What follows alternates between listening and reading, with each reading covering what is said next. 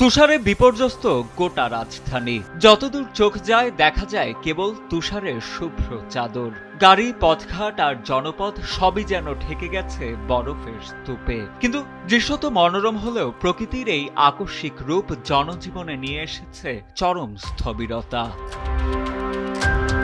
তুষারপাতের এই ভয়াবহ চিত্র নেদারল্যান্ডসের রাজধানী আমস্টারডামে। ৩রা জানুয়ারি থেকে শুরু হওয়া ভয়াবহ এই তুষারপাতে কার্যত বিপর্যস্ত হয়ে পড়েছে নগর জীবন। দেশটির সিপল বিমানবন্দরে বরফে আবৃত রানওয়ের কারণে বাতিল করা হয়েছে ৫ শতাধিক ফ্লাইট।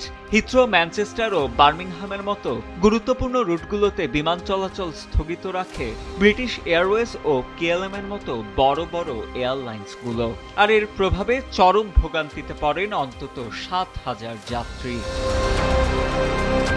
কেবল আকাশপথেই নয়, সড়ক ও রেলপথেও দেখা দিয়েছে চরম দুর্ভোগ।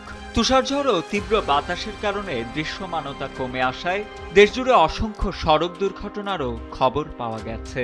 কর্তৃপক্ষ জানিয়েছে, পিচ্ছিল রাস্তার কারণে পুরো নেদারল্যান্ডসেই যাতায়াত এখন অত্যন্ত ঝুঁকিপূর্ণ। অন্যদিকে কারিগরি জটিলতা ও শিডিউল বিপর্যয়ের কারণে অভ্যন্তরীণ ও আন্তর্জাতিক রেল সেবা ব্যাপকভাবে সীমিত করা হয়েছে। এদিকে দেশটির আবহাওয়াবিদরা সতর্ক করেছেন, বৈরী এই পরিস্থিতি এখনই কাটছে না। তুষারপাতের পাশাপাশি ঝড়ো হাওয়া জনজীবনকে আরও বিপর্যস্ত করতে পারে বলে ধারণা করা হচ্ছে।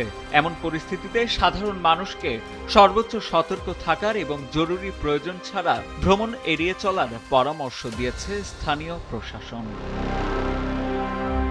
সাজিদ আনিল, ডেস্ক রিপোর্ট, সময়ের আলো।